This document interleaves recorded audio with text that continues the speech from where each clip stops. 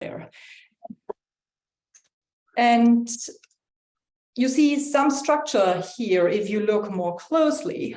And I want to argue that the idea of the soul helps us in outlining some a priori structures of how we have to make sense of ourselves, of how we have to interpret all things that are going on within ourselves.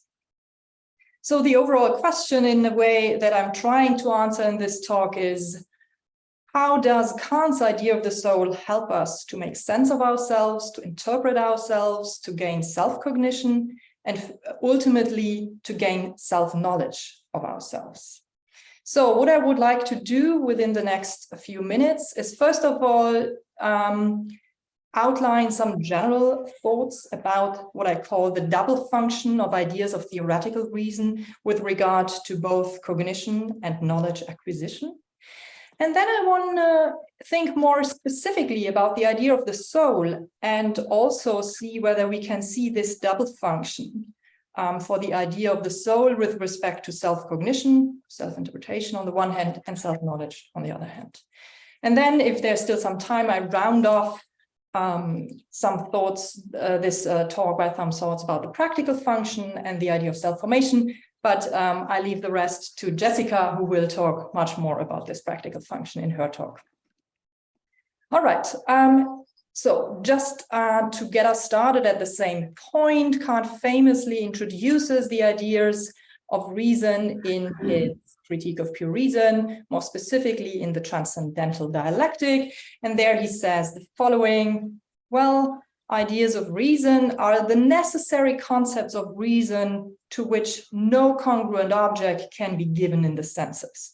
So that, first of all, means that we cannot use these ideas straightforwardly to cognize objects of experience, because for cognition, according to the results of the Transcendental Analytic, we need intuitions and concepts, and seemingly we only have concepts here.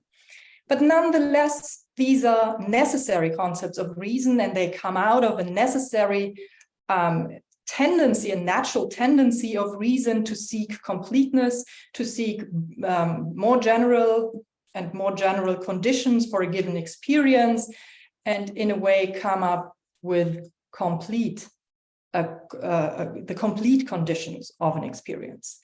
Therefore, ideas are also defined as the concept of a totality or a whole. So we get things like concept of the totality of conditions to a given conditioned thing, concept of an absolute whole, and or concept of the whole of all appearances.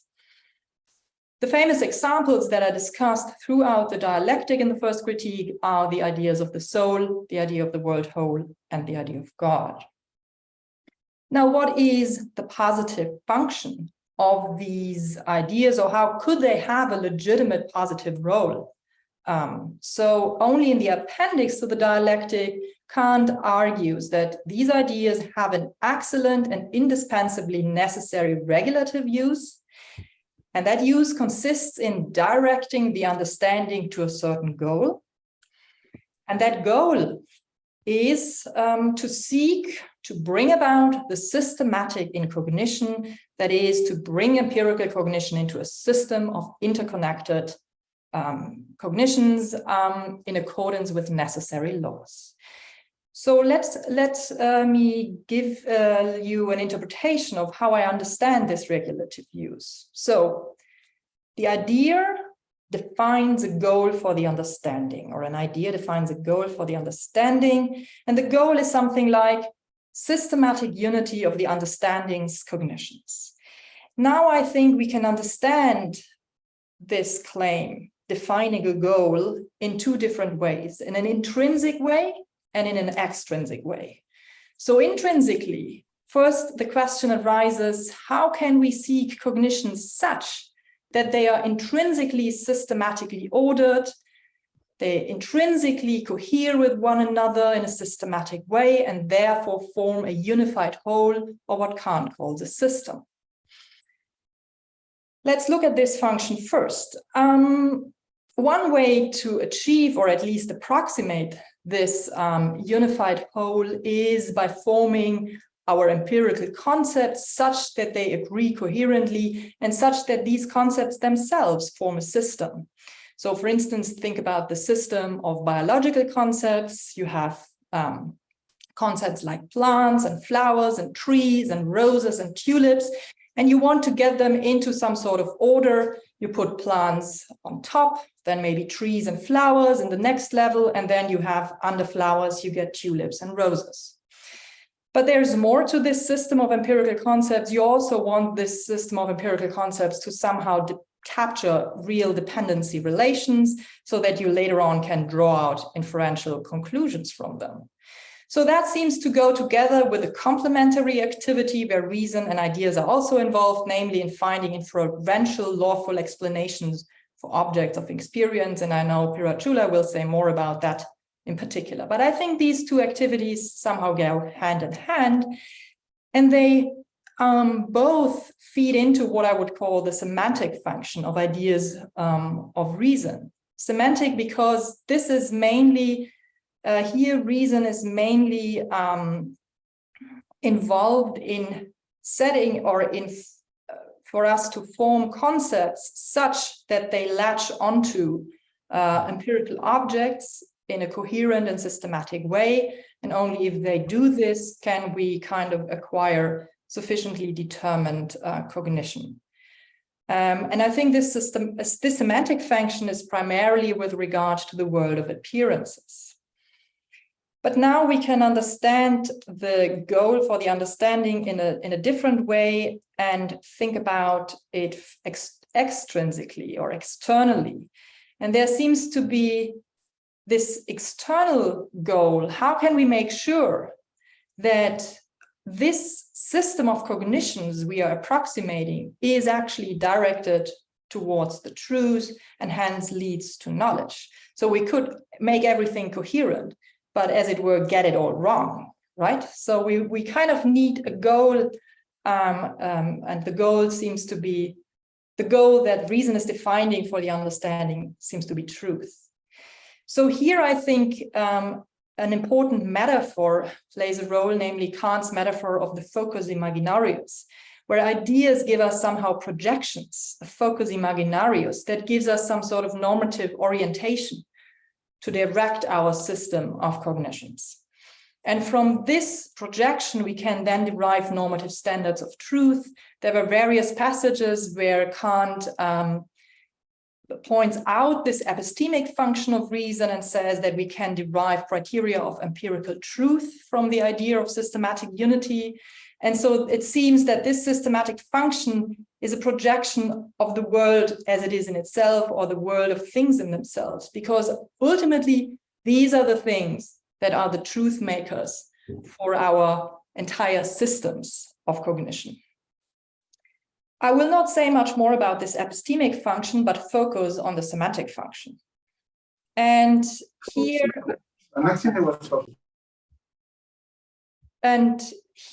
I want to point out another metaphor, and that actually is the explanation for my title, Horizon of Self-Interpretation.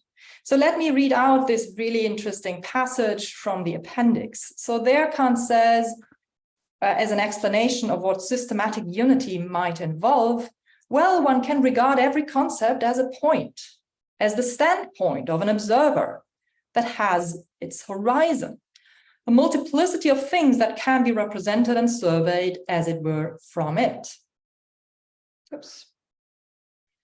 The logical horizon consists of smaller and smaller horizons, subspecies, but not of points that have no domain, like not of individuals.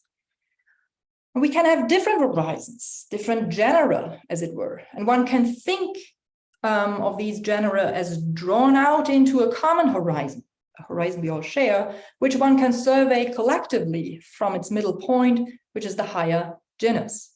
And finally, ultimately, or until finally, the highest genus is the universal and true horizon, determined from the standpoint of the highest concept and comprehending all manifoldness as genera, species, and subspecies.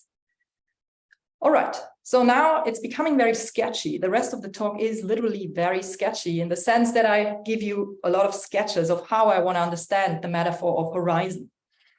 So I think ideas can be understood as logical standpoints that open up a horizon for us, a horizon within which we can make sense of single experience in a coherent way and thereby get systematically ordered cognition. So first of all, I want to suggest that ideas serve as the highest genus concepts. So for instance, the idea of objective purposiveness, or let's say the concept of organisms, spans the concepts, the system of biological concepts under which you find plant and tree and flower and rose and tulip in a certain particular order.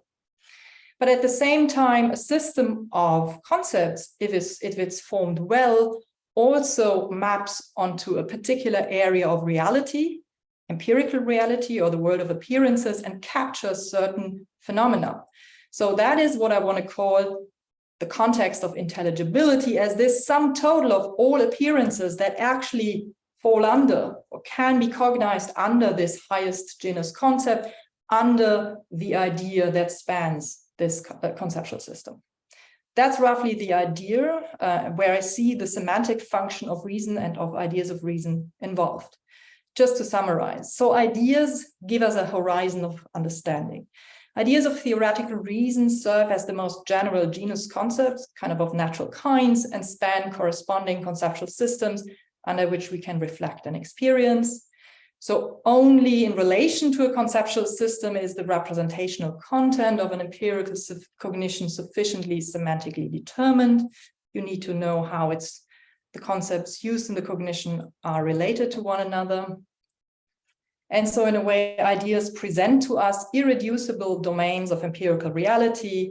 And that's what I call, they demarcate a universal human horizons of understanding or contexts of intelligibility, in which experience is intelligible as sufficiently determinate cognition of objects of a certain kind, for instance, biological objects, or as we will soon see, psychological beings. So an idea demarcates a domain of reality in which the understanding can properly operate in making out and cognizing objects of experience. Now, let's apply this, what I just said about ideas in general, to the specific function of the idea of the soul. And I want to argue that it also has a double function, first with regard to self-cognition, and then with regard to self-knowledge. But I will again focus on self-cognition or self-interpretation. So the idea of the soul is also introduced in the dialectic, namely as the concept of the absolute unconditioned unity of the thinking subject. It, of course, also has a regulative use, and this regulative use is explained in the appendix to the dialectic.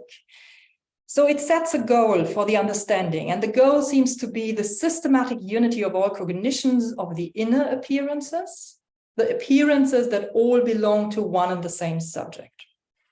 And what that regulative use consists in is described in two passages, and I cite one here.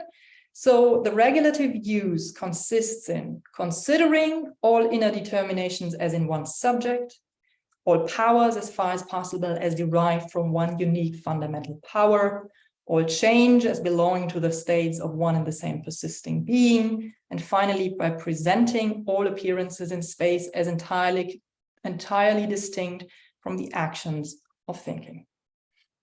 Now, again, the question arises, how should we understand this regulative use? And I want to just go through the two functions with you that I've pointed out for ideas in general. So first, the idea of the soul defines a goal for the understanding. The goal is systematic unity of all our cognitions that concern inner appearances, as opposed to outer appearances, as opposed to biological beings, and so on.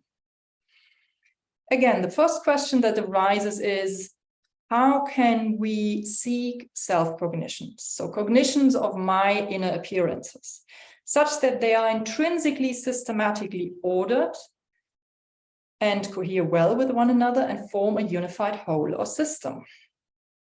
Well, first of all, again, I want to suggest that we should form a system of psychological concepts. We should form our psychological concepts such that they agree with one another in a coherent and systematic way, and also that they capture inferential dependencies relations. So, for instance, you have the three general faculties, the three major faculties: cognition, will, and or the power of choice, and feeling. And then you get subdivisions and sub-faculties under them. This is already for one part a systematic or a system of psychological concepts. Also, what goes hand in hand with this activity is finding inferential lawful psychological explanations for inner appearances. This, I want to suggest, is the semantic function of the idea of the soul, but first of all, with regard to what Kant sometimes calls thinking nature in general. So that is the domain of psychological beings that captures all psychological phenomena that are possible for human beings. And those phenomena, or this domain of nature, should be captured and cognizable under the system of psychological concepts. Now it's becoming very sketchy again. So I want to do exactly the same thing now and think of the idea as the soul as a logical standpoint. And it spans a system of psychological concepts. For instance, according to the three major faculties, we might want to get started with feeling, willing, and thinking, and many, many more sub-concepts.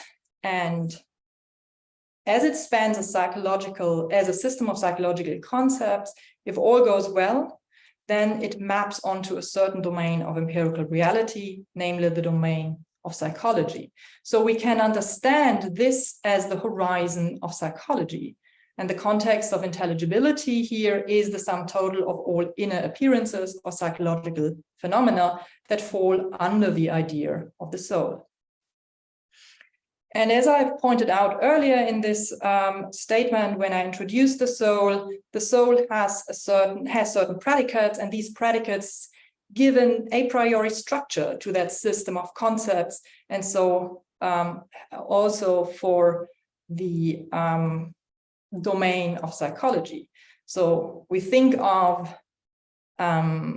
psychological beings somehow in analogy with persistent substances. We think about them as having a fundamental mental power and as being in community with bodies. But all these things are only analogically taken. They are not constitutive of psychological beings as such. But I was claiming that it's not only good for psychology, but it's good for getting some self-knowledge in the end, and for having some sort of making sense of myself and of my inner phenomena and inner appearances. So I want to suggest that we can also use the idea of the soul in an individualized way, by insofar as the idea, if I use it in particular to make sense of my inner happenings, it gets a reflexive relation to me. This is why I added in all these things the my, or the I am feeling, I am willing, I am thinking. But also I think of myself as persisting in my lifetime, or I think of myself as the cause of all my mental activity and in community with my body. And this is how I want to understand the idea of the soul, if applied by an individual subject, gives me the individual horizon of self-interpretation, within which I then can gain self-cognition of my mental states. However, that seems to be highly dependent of a temporal development. So I'm doing this now, applying the soul right now to draw out some systematic connections between, for instance, different mental states.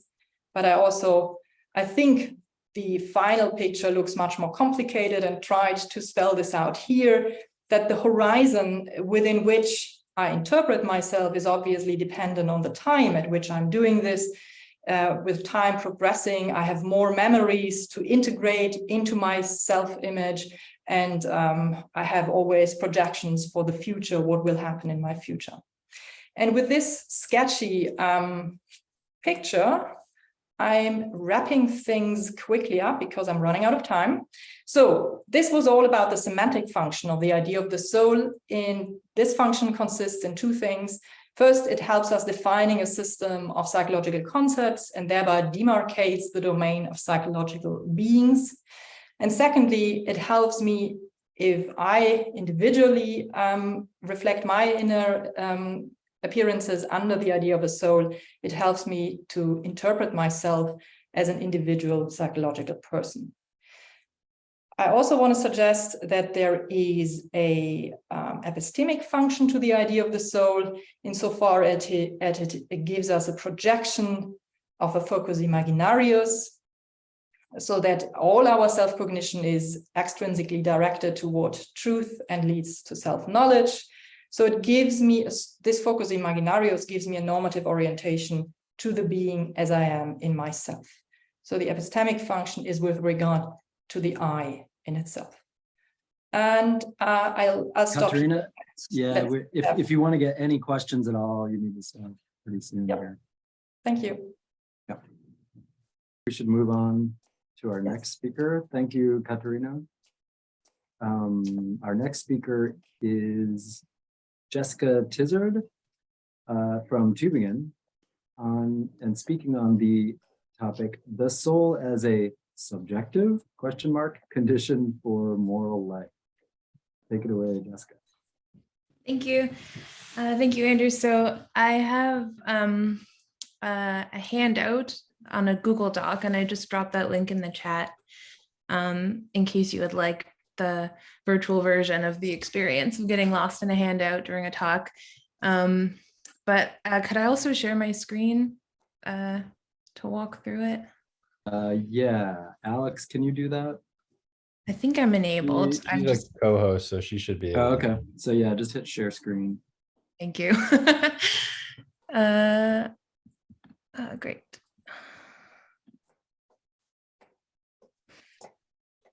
Okay.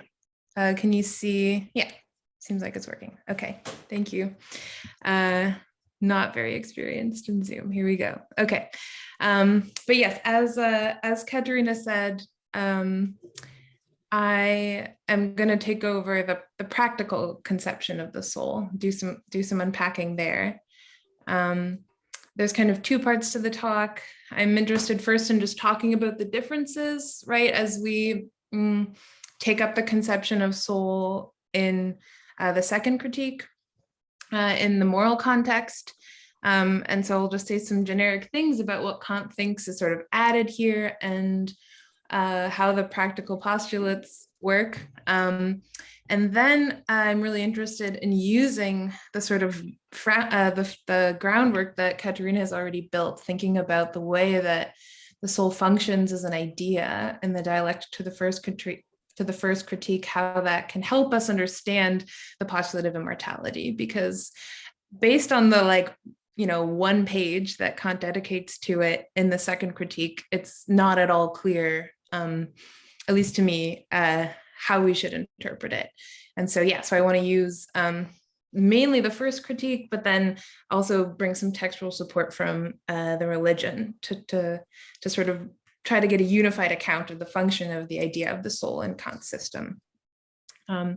Okay, so to start with, what is different as we move to the second critique and start thinking about the ideas of God, freedom, and immortality, and in particular, yeah, the immortal soul there.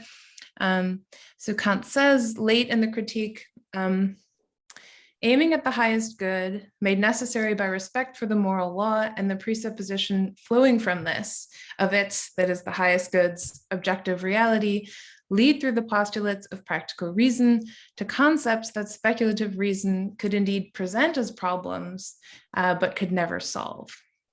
And I want to say, in other words, what this means is that in virtue of their connection to the moral law and its necessary object, the highest good, among the other ideas, the idea of the soul and the concept of substance find a positive application. They are lacking in the context of the first critique.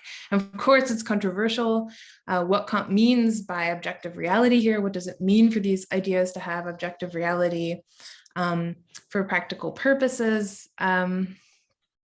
Maybe that's something that we could talk about if people have questions about it. But yeah, I'll say more about it as we go. So I'm just going to keep working through the handout. So to zero in on the conception of the soul and not be thinking about God and freedom as well, this is what Kant says immediately after the passage I just quoted. Right. So what is achieved in the second critique that was not there in the first critique? Well, he says, the problem and the solution of which speculative reason could do nothing but commit paralogisms, namely the problem of immortality, because it lacked the mark of permanence by which to supplement the psychological concept of an ultimate subject, necessarily ascribed to the soul and self-consciousness, so as to make it the real representation of a substance. This mark of permanence, practical reason furnishes by the postulate of a duration required for conformity with the moral law in the highest good as the whole end of practical reason. So the thought is we lacked a ground to say of the soul that it really is, right, that I really do have a soul, that I really am a substance in a determining rather than merely regulative sense. And we find such a ground in the context of Kant's moral system. And so to illustrate the implied structure seems to be something like the following, right? We start with the moral law as a fact of reason in the first part of the analytic of the second critique. We think about how this leads to the highest good as the necessary object of a law acting in conformity with the moral law. The highest good is happiness in proportion to virtue. So the highest good gives us, right, the system of pure reason as a totality, as sort of a system that can be realized in the world. As we'll see, I need to be, for reasons yet to be explored, I have to postulate that I have a soul, that I am an immortal soul, in order for the highest good to be possible. And then through its relation to the moral law, I am given the ground, I find the ground that I previously lacked to say, I do have a soul, I am immortal. And this is what gives us the mark of permanence that sort of justifies thinking of ourselves as a substance. Okay. And I think one first thing to note in thinking about differences here is that we kind of have an inversion of the way of the order of the first critique. So instead of starting with objects given in intuition and working up to principles, we start from an a priori synthetic law of reason, namely the moral law. So this is sort of the special thing. Sometimes I call it the special resource of practical reason that allows us to get farther than we could get before. And it's this law, right, and thinking through this law and its implications that allows us to arrive at sort of more metaphysics, right? We have to think through the necessary metaphysical structure that being a moral agent, namely a law, an agent for whom the law appears as a fact of reason, like what do I have to be like? What does the universe have to be like in order for this to make sense? Okay, so this is something like the way that these ideas are invoked in the practical system. Maybe we could zero in a little bit more detail on the postulate of immortality in particular, and why precisely Kant thinks we need to presuppose that we have souls, that we are immortal. Okay, so first we could just, this is the closest Kant gets to a definition of a practical postulate. So this is almost a direct quote, but I've broken up Kant's long sentences. He says, the practical postulates are theoretical presuppositions having a necessarily practical reference. So they are theoretical, right? They're saying things like, right, I have a soul, or I am immortal, or God exists, or I am free. But they're, as previously mentioned, grounded from the practical side of reason. He's always very clear they do not extend speculative cognition, where this means specifically, they do not furnish me with an intuition of a noumenal object, right? I'm not somehow granted an intuition that tells me, right, that allows me to have synthetic knowledge, synthetic theoretical knowledge of something like a soul or a free will or anything like that. But this doesn't mean that the ideas here don't have objective reality. They do acquire a new kind of objective reality. Kant says im Allgemeinen. So not through a specific intuition pertaining to said idea, but in virtue of their relationship to the moral law, as documented above. Yeah, so, and in the case of, I guess, and yeah, maybe just to elaborate what he means by objective reality, he does say sometimes like speculative as well as practical reason, right? Speculative reason has to grant that there are such objects, though it cannot intuit them. Whether this means it has to grant that they exist or simply have faith that they exist, sometimes Kant wavers. But I think when we're firmly on the side of faith, we should think of those that as pertaining to speculative reason, right? Because after all, the postulates are theoretical propositions. So it's theoretical reason taking on faith from practical reason, right? That such things exist because they morally ought to. Okay. Now zeroing in on immortality, in the case of immortality, right, this attaches to the possibility of the highest good, and in particular, the fact that we have to cultivate virtue, right? So if we go back up and think about the highest good as virtue, happiness in proportion to virtue, where God helps explain how happiness is possible, it's an immortality that explains how we could so much as become virtuous. Okay, and now let's look at the text from the one page that Kant devotes to the postulate of immortality. So he says, the complete conformity of dispositions with the moral law is the supreme condition of the highest good. So for the highest good to be possible, I have to cultivate a complete conformity of dispositions with the moral law. And it's notable, people have pointed this out in the literature, that he then immediately equates this complete conformity not with virtue, but with holiness. So he says, right, it's not that I need to like be like a good human in the sense that I have virtue, but I'm still, frail, perhaps, to use his terminology. It's that I have to get to the point of holiness, complete conformity. And it's a bit of a riddle why he says this, but I think reading this part of the text with the dialectic and of the first critique in mind can help us. Okay, so he says, right, we have to shoot for holiness. That's the only way to make the highest good really possible. But of course, he says, as sensible beings who exist in time, we are not holy and we are incapable constitutionally of becoming so. And this is why we need immortality. So he concludes immediately, since it is nevertheless required as practically necessary, it can only be found in an endless progress towards that complete conformity. And then he qualifies this endless progress is, however, possible only on the presupposition of the existence and personality of the same rational being continuing endlessly, which is called the immortality of the soul.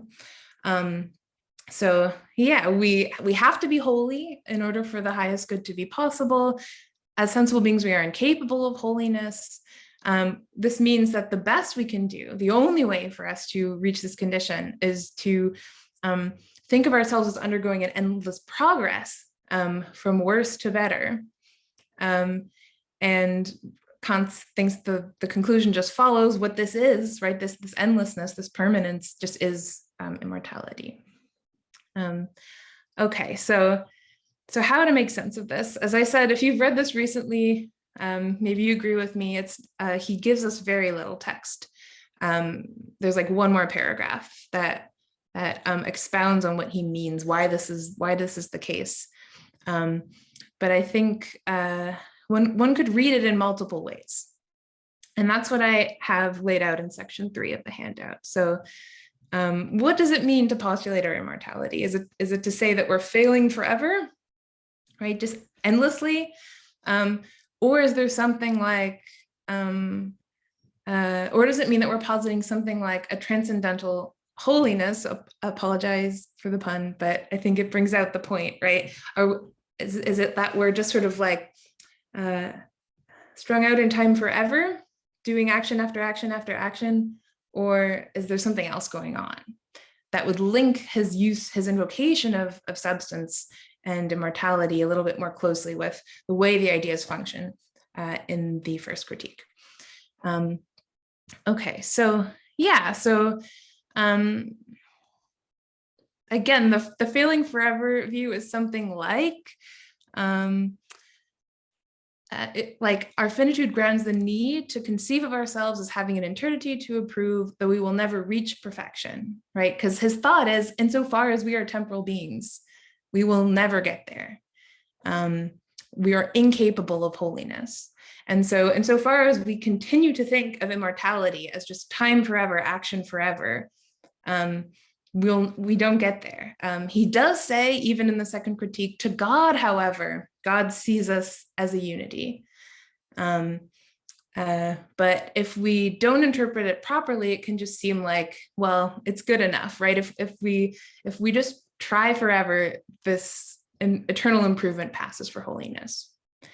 But if we really invoke the way that these ideas function, in the first critique, I think, and Katharina said a lot that suggests this already, right? The idea of ideas of reason being needed to portray something like an absolute whole, to ground an absolute whole, a whole of appearances, like totality, system, this kind of stuff. I think this is actually the way that these ideas are functioning, even in the second critique, even though Kant's not always very explicit about it, or perhaps almost never. Okay, so in connection with this use in the first critique, I want to suggest that we should think of the immortal soul as grounding a completeness of disposition or a wholeness that is notable as much for its unconditioned character, right, as its agreement with the moral law. So I think we sort of lose sight of what's at the heart of Kant's view if we think of the need to be whole, the need to be completely good as what's at issue here, right? Where the thought is, well, we're fallen sinful creatures who have sensible inclinations, and so that's why we can't, that's why virtue seems out of reach for us, or holiness, whichever way you want to put it. It's more the thought that, like, if I'm the kind of being who has to get better, like, how can I persist through these changes? How could I even begin to be the kind of being who can exhibit a complete disposition, where this means like something like wholeness and absoluteness? Okay, so put in more concrete moral terms, I think here at the end of page 2, I think we could say Kant is talking about having a moral character that transcends individual actions in time and serves as their ultimate ground and explanation. And so we're going to say things like any individual action, even a good one, right? Even one that is in conformity with the moral law and even seems to be like done auspflicht, like for the right reasons. I think even this kind of action will fail to show holiness because it is by nature divided and incomplete. So to be capable of infinite moral improvement, I have to have a soul, that is a transcendental, noumenal, since we're talking about the practical here, we could say Gesinnung, disposition, that captures my moral essence. And this is really what the concept of the soul is pointing to for Kant. So it's not about having to have infinite time because I'm so morally finite, so morally frail. But yeah, being able to think of myself as a unity, as a substance in this way. And so as existing permanently. Okay, and here are just some quotes from the religion that I really like, that I think bring this out in a way that is not as apparent in the second critique. So at R60, 670, he says, for the moral subjective principle of the disposition by which our life is to be judged is, as transcending the senses, not of the kind that its existence can be thought as divisible into temporal segments, but rather only as an absolute unity. And so it's this kind of absolute unity that we only get with the concept of the soul as used in the moral philosophy. And then maybe even better, he says, but because of the disposition from which it derives, where this is the sort of noumenal transcendental disposition, which transcends the senses, we can think of the infinite progression of the good towards conformity with the law as being judged by him who scrutinizes the heart to be a perfected whole, even with respect to the deed, as the life conduct. So I think here, like the emphasis is on the life conduct as a bunch of discrete actions. And how could that possibly represent something like, right, a unified disposition that exhibits complete morality? And the thought is, well, we need a transcendental ground for this disposition. This disposition has to be noumenal. It has to be the soul. Okay, and then just to conclude, I'm really interested in the question of whether we should think of this as a merely subjective or regulative condition.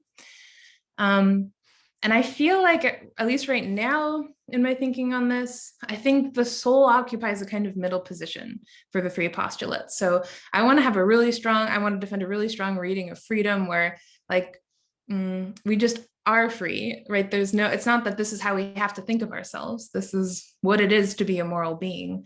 And the fact that Kant's treatment of freedom appears much earlier in the second critique, I think, is strong evidence of that. At least I want to say about immortality that we need to, as I say on the handout, carefully separate it from God, because Kant certainly thinks that the latter is more subjective. So he says in the second critique, and even more explicitly in the third critique, right, that God is just the concept that we have, right? God, especially as a being with an intellect and a will, is just the concept that we have for the unconditioned ground that makes happiness in proportion to virtue possible. But it really is dangerous to go much farther beyond that, right? To go any farther beyond that and think that we've gotten anywhere close to to some kind of proof of the existence of God. But I think when it comes to the soul, especially because we're still thinking about ourselves, we're not going beyond ourselves, we're thinking about ourselves, I think it's on firmer ground. And I don't know exactly how to put that into Kant's terminology, but this quote from 144 in the second critique I find helpful. So he says, now with respect to the first element of the highest good, namely that which concerns morality, the moral law gives merely a command, and to doubt that possibility of that component would be tantamount to calling in question the moral law itself. And this passage appears in context with him making sort of subjectivizing, revealing the subjectiveness of God.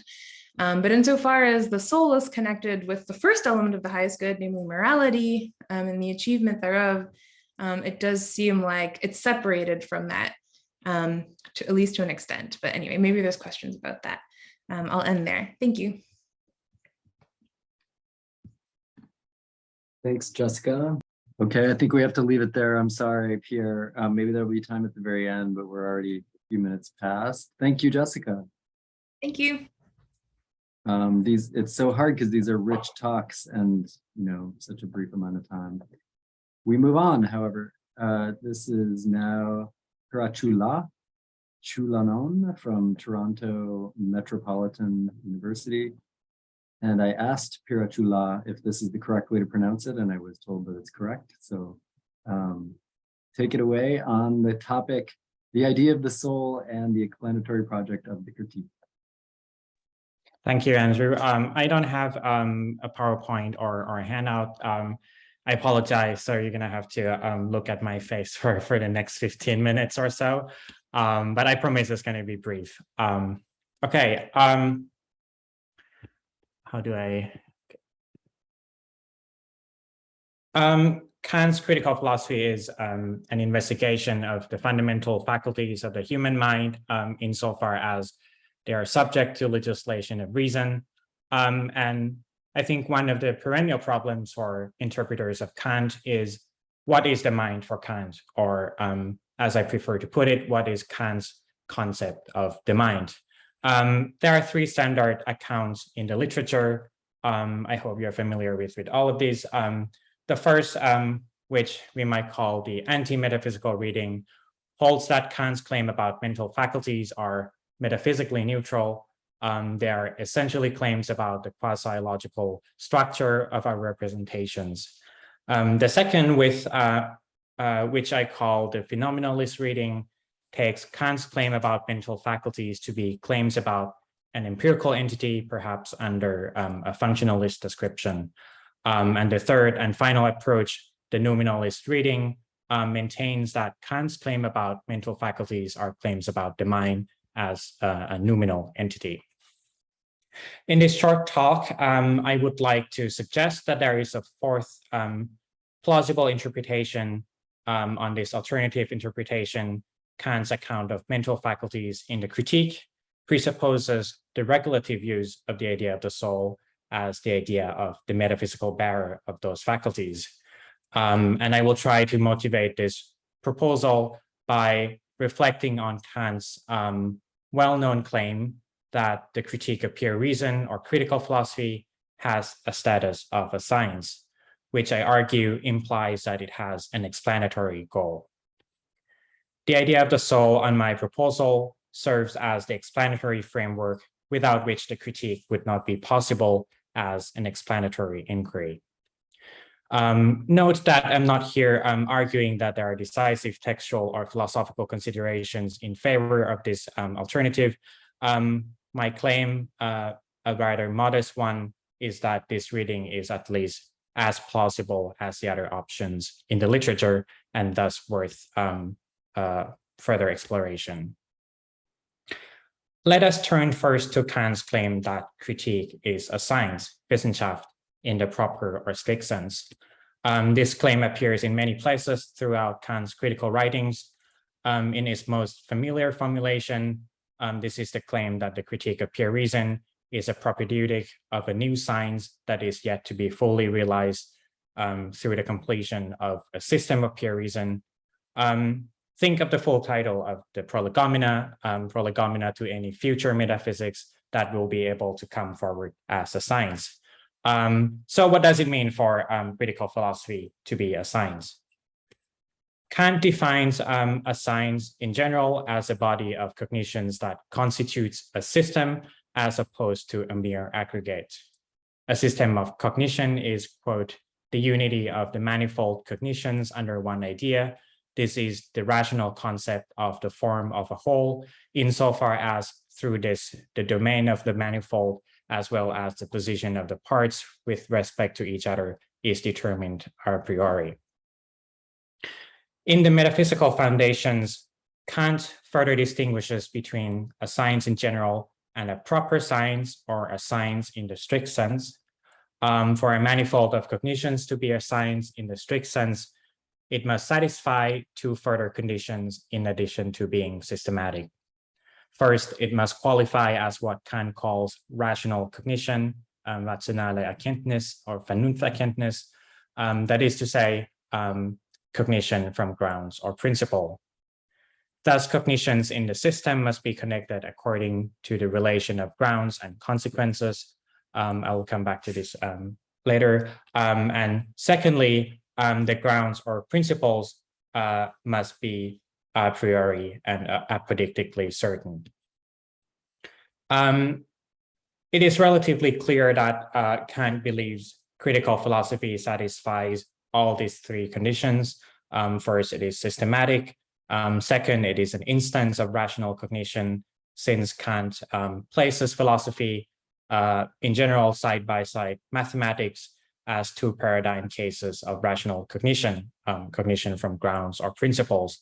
And finally, Kant often emphasizes that the absolutely emphasizes the absolutely a priori character of the critique, especially when he contrasts it with the empirical physiology of the understanding. Therefore, it seems that we can conclude that critical philosophy qualifies as a science in the strict sense. Now let us focus on Kant's characterization of a science as cognition from grounds or principles. In this context, Kant understands ground, Grund, or principle, Prinzip, in the sense of an explanatory ground. The ground is that on which depends a consequence and which thereby explains the consequence. In this way, the Kantian notion of rational cognition, as some commentators have pointed out,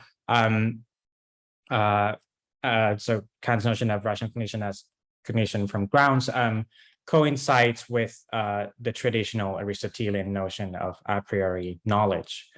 In this traditional sense, we know something a priori just in case we know not only that thus and thus is the case, but also why it is the case through its metaphysical ground. Hence, to characterize a proper science as rational cognition, that is, as a manifold of cognitions unified through the connection of grounds and consequences, amounts to saying that a science in the strict sense must be explanatory. So, if the critique is a science in the strict sense, what does it seek to explain? The answer, I believe, is already given by the central question of the critique. How are synthetic a priori judgments possible? Thus, the explanatory goal of the critique as a science is to explain the possibility of synthetic a priori judgments. This explanatory goal is what unifies Kant's investigation across the three critiques. The first critique focuses on the question of the possibility of synthetic a priori cognition of objects of our faculty of cognition. The second critique considers the possibility of synthetic a priori cognition with respect to objects of our faculty of desire. And the third critique examines the possibility of synthetic a priori cognition of objects of our faculty of feeling. For Kant, to explain the possibility of synthetic a priori judgments amounts to explaining their objective validity. That is, to explain how a priori judgments can relate to an object. Since the objective validity of these judgments depends on objects being given to us that instantiate certain properties, namely properties that correspond to the connections of concepts asserted in these judgments. To explain how synthetic a priori judgments can be objectively valid amounts to explaining how given objects can instantiate properties that we can recognize a priori, as Kant puts it, before they are given to us. Therefore, the explanandum of the critique has a dual aspect. On the one hand, the critique seeks to explain the objective validity of synthetic a priori judgments, which are representations of objects, but doing so, on the other hand, is to explain how objects themselves can have properties that we can attribute to them a priori. And I take this to be what Kant is pointing out in this passage. Quote, synthetic a priori judgments are possible if we relate the formal conditions of a priori intuition, the synthesis of the imagination, and its necessary unity in a transcendental apperception to a possible cognition of experience in general, and say, the conditions of the possibility of experience in general are at the same time conditions of the possibility of the objects of experience, and on this account have objective validity in a synthetic judgment a priori. This points to a close connection between transcendental idealism and the mode of explanation Kant employs in critical philosophy. Kant frequently stresses that we cannot explain the objective validity of synthetic a priori claims that permeate our cognition unless we assume that spatiotemporal objects are mere appearances or mind-dependent representations in us and not things in themselves. Thus, Kant thinks that the specific mode of explanation that he employs to explain the possibility of synthetic a priori judgments depends on transcendental idealism. More specifically, the assumption that objects of experience are mind-dependent representations makes it possible for him to explain the a priori cognizable properties of objects in terms of the relation of metaphysical dependence between these properties and the subject who represents these objects. This relation of metaphysical dependence between the representing subject and the a priori properties of objects, in fact, just is what is captured by the notion of a faculty, Vermögen. As we learned from Kant's metaphysics lectures, faculty is a technical term for the relation between a substance and an accident, insofar as the substance contains the ground for the possibility of the accident. In this sense, what the concept of a mental faculty captures is the relation of grounds and consequences that lies at the basis of the critique as a science and hence as cognition from grounds or principles. However, in order to explain a priori features of representations and their objects in terms of such relation, it must be possible for us first to apprehend the relation between our representations and our subject, the I, as one of metaphysical dependence. This requires us in turn to be able to apprehend our representations and our own subject, the I, as the sort of thing that can enter into a relation of metaphysical dependence. But here is a problem. On the one hand, we cannot regard our representations and our subject as empirical objects from the empirical standpoint, as it were, and accordingly, we cannot regard the relation as one of empirical causal relation. Since Kant does not think we can explain the possibility of a priori representations by appeal to empirical causality. On the other hand, when we consider our representations and our subject from the transcendental standpoint as objects of transcendental reflection, we do not thereby apprehend them as the sort of thing that can stand in the metaphysical dependence relation either. Rather, from the standpoint of transcendental reflection, we regard our representations as abstract objects of transcendental logical analysis, which is possible in virtue of their relation to the I of transcendental apperception, which for Kant is a merely formal rather than metaphysical subject of representation. I want to argue that the idea of the soul provides us with exactly what we need in order to solve this problem, namely a way of conceptualizing representations and the representing subject as the kind of thing that can stand in a metaphysical dependence relation to one another. The soul is an immaterial thinking substance. As such, it is just the right kind of thing that can be a bearer of representational faculties. Thus, if we are entitled to employ the idea of the soul with regard to ourselves, we are also entitled to conceive of representations as accidents inhering in our mind and explained by its representational faculties. Katharina and Jessica have already discussed two respects in which the idea of the soul for Kant represents our legitimate self-conception. Here, I would like to add another aspect to this self-conception, which is that it figures as a condition for the possibility of the kind of explanatory self-understanding that the critique itself seeks. The idea of the soul, more specifically, offers an explanatory framework for critical investigation by enabling us to conceptualize the relation between representations and the thinking subject as a relation of metaphysical dependence and hence an explanatory relation.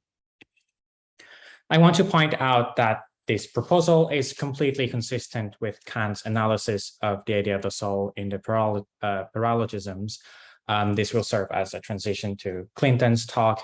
In the paralogisms, Kant shows how the idea of the soul originates from the dialectical inferences of theoretical reason. What I want to draw our attention to is the fact that the idea of the soul is generated exactly in accordance with the need of reason for a metaphysical conception of the subject of thinking, and thus in a way that is purposive with respect to the end of reason as the faculty of cognition from principles. I have argued that what reason needs in order to make the critique possible as an explanatory science or cognition from principles is a concept that bridges the gap between the thinking subject, understood as a merely formal I, and the metaphysical bearer of faculties.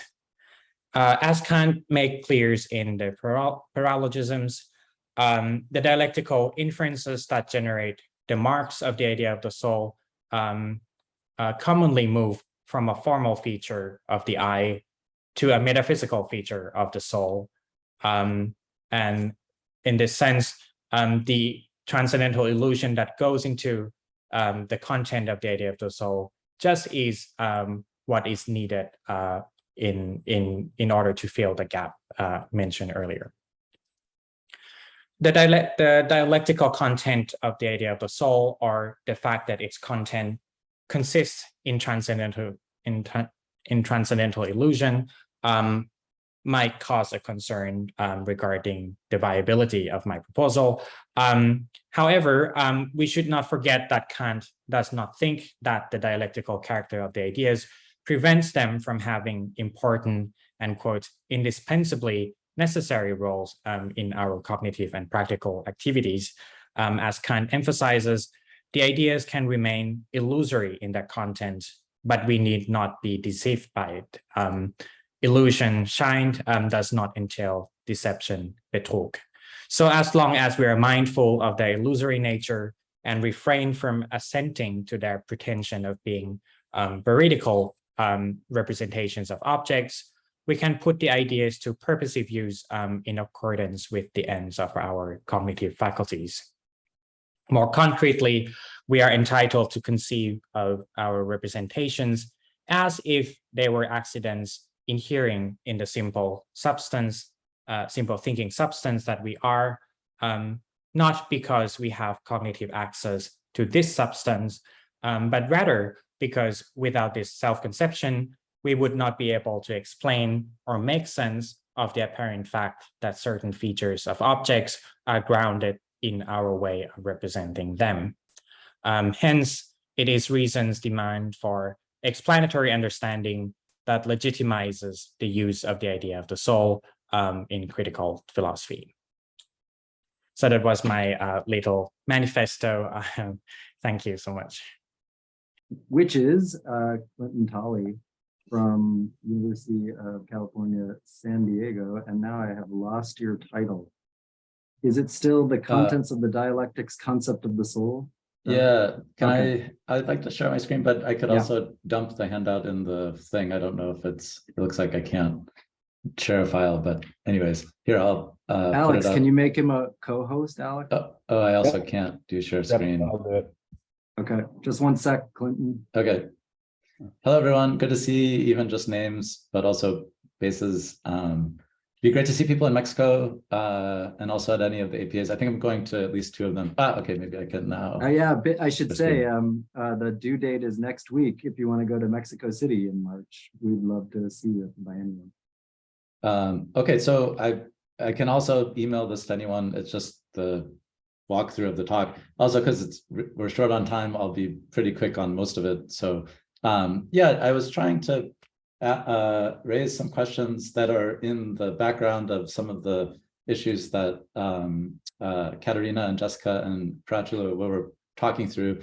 And so maybe this will be helpful, maybe it won't, but and then I have a chart at the end and we can talk about a possible distinction. So in any case, quickly, so some preliminary questions for talking about the soul in the context of the dialectic. So just a couple of things, this will all be very familiar to everybody, but if we keep track of the distinction between thinking and cognizing, and then we also ask about the possibility of analyzing the contents of thoughts, kind of bracketing whether we can cognize through them, and think of analysis as displaying what's always already, I guess, thought in a concept, what's contained in it in this sense. And then we note that ideas of reason are concepts that have some thinkable and so analyzable content. We can ask, what's the content of the concept of the soul that's at issue in the dialectical context? Now, the distinction, one thing I want to note is the distinction between the analysis of the idea in this sense and where you list the marks that are contained in it and thought in it, versus a metaphysical exposition of the origin of the concept as pure or a priori, the transcendental deduction of the objective validity of the concept in relation to cognition through it or whatever. This is just about what do you think in the concept soul. So the square angle brackets are that. So yeah, thinking via the concept soul versus cognizing the object, which is the soul. What is the task of the analysis of the content of the soul as a concept? And so, we're thinking that's got to be somewhere in the mix for the paralogism, so we know what item that he's allowing we can think in some sense, the concept. Does it have objective validity? It's a concept that reason forms somehow. So that's the general subject matter. I'll move on from 2. So what is in the content of the concept? There's historical candidates. Aristotle had soul, maybe even in plants. So it seems very thin, whatever the concept is. Leibniz makes it a little bit more precise. It's not mere monads with perceptions and apperception, or perceptions and volitions, but there has to be at least a kind of reflective feeling or something, sentiment and memory, some relation of that sort. Baumgarten and Wolff make it more explicit that it has to include the thing we're thinking about through the concept has to include consciousness or a consciousness of maybe states and maybe even myself. What goes into Kant's content, that's what we're on the hunt for. There's also the fact that Kant uses the term soul, as Pirachula was noting earlier in the critique prior to the dialectic. So in the aesthetic, he talks about inner intuition as relating us as the appearance of the soul. In the analytic, he talks several times about faculties being lodged in the soul, sense, imagination, apperception. And so there's some contextual understanding of what soul might mean or should mean. And then at the very beginning of the paralogism, he just says something like, by soul, I mean thinking being. And so very generic. But is that it? Is that the total content? Something about thinking being. Now, note, it's not, it seems like it can't be the soul in the vegetative sense of Aristotle. It looks like for Kant, it probably isn't the soul in the animal sense because it has thinking. So we're on the hunt for what's the content being thought. Now, some marks that seem to go into the concept of soul in the paralogism. So there's these tables, he loves the tables. Here's tables which look like they enumerate the marks that go into the content of the concept soul. And so at 402, and then again at B402, and then at A403, there's a corresponding table. And so he lists, interestingly, first he lists this thing. So I'll go down to the table. He thinks, okay, we're talking about thinking thing. That's the concept, has at least that content. And then we're enumerating or spelling out what the object is that's thought of through this thinking thing concept, according to the categories, because those are going to help us spell out what any thought of any object is. And so we go through the 4 titles in the categories, and we get what looks like a specification of the soul as thinking thing concerning what he calls the topic of the doctrine of the soul is substance, soul is simple, soul as numerical identity, and soul as independence. And that's the list also from A403 to 404. But then in the section, he also talks about composition with these elements yielding concepts of the doctrine of the soul. And so then we get what look like distinct concepts and contents. So not substance, but immateriality, not simplicity, but incorruptibility, not identity, numerical identity, but personality, spirituality as a composite of those three, animality as a further thing beyond independence, and then immortality as a totalizing connector. So once we get, this is very early, on into the text itself, we can now ask, okay, which of any of these and any of these squares should we count as analytical of the content of the concept of soul? It seems like we have thinking is kind of stipulatively in there, maybe thing or Basin, depending on which time he's talking. That's in there. And then that it will go through the categories is maybe analytically true of any concept of any object. And then we get slightly more specific, not any relation, but substance. So not cause, not any quality, but simplicity, not any quantity, but unity or numeric. So this was already this row is, or column is already a little bit more specific as to content. But is this thing that goes from the elements to the concepts via something he calls composition, is this column also analytical to the very content of the concept of soul?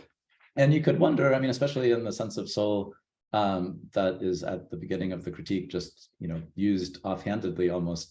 Does he already mean to say that, like, because the soul has sense, imagination, apperception, ergo analytically it would follow that the soul is immaterial, incorruptible, personal, etc. So that's the general space of the questions. So there's a clue, but then there's a question: what is added in this move from the delineation of the topic to the delineation of, or exposition, or whatever it is, of the concepts via this move he calls Zusammensetzung?